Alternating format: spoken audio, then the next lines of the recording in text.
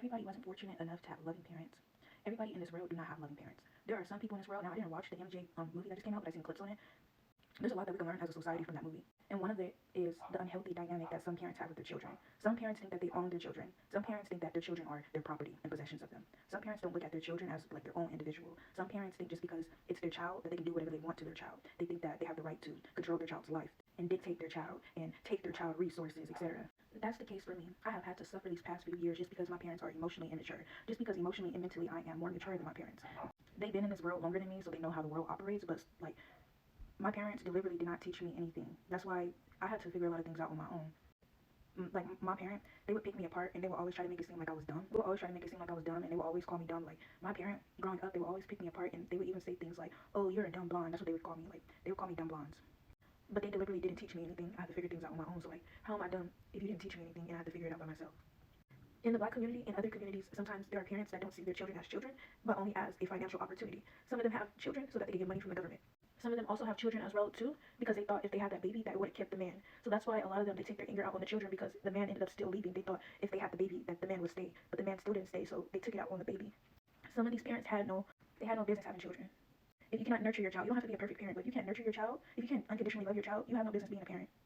So that's been the case for me. Like having a parent that doesn't want you to be successful is why I ended up in the position that I ended up in the first place. And I wouldn't necessarily say that's a bad position, but it did come with a lot of strife and struggle. It's not necessarily a bad position because I freed myself from dysfunction.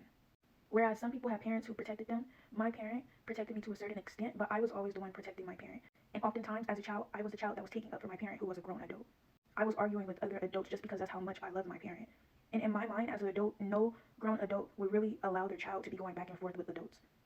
Like when people would like come for my parent, I would always step in to protect my parent. It was an unhealthy dynamic where it was like I was parenting my parent. As well, I was parentified as well too. I was like the third parent for my siblings. It was so bad to the point, like it was an unhealthy dynamic to the point where they would accidentally always call me mom. I was often used as a therapist, an emotional punching bag, and I was used as a little servant. Whatever errands and responsibilities that they were unable to get to, I was the one who had to fill all of those errands and responsibilities. It was so bad. It was like I didn't have my own life basically. My life in the beginning went to other people, helping other people. I've been helping people my whole life. I've been giving to people my whole life.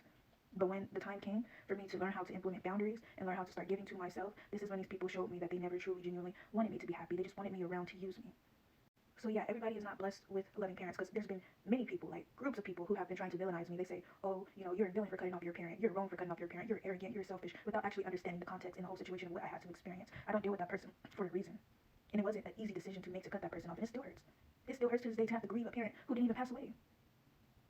And then I had a parent who never wanted me to like be happy. Like if they see me relaxing, if they see me get my hair done, if they see me beautify myself, they would pick fights with me. Like that's not normal. A normal parent uplifts their child. A normal parent wants their child to be successful. A normal parent is not competing with their own child, or sabotaging their own child, or gossiping about their own child 24/7.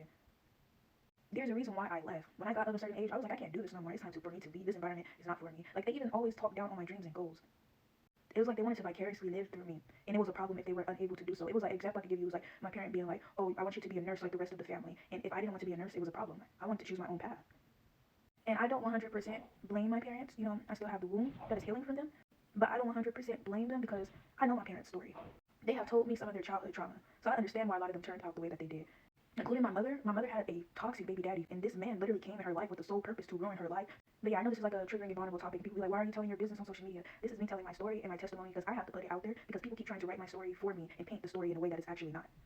And for the simple fact that I've been stripped of many resources and opportunities all because of this, so I have to come on here and say certain things. I don't have to tell you everything, but I'm going to tell you a little bit so you can understand the full context of the situation. And then when I started to learn how to meditate and cultivate like enlightenment and peace in my life, my parent did not like that. They didn't like when I started to boundary set with them. When I started to tell them no, like, no, you're not going to wake me up every day at 7 a.m. when I need to get rest to fulfill your responsibilities and your tasks. They didn't like that. And the parenting style was very toxic. It was like, if you can't follow my rules, you need to get out of my house, like, regardless. If you want to be living under my roof, you're going to have to do what I say, regardless if you like it or not. That was very toxic parenting.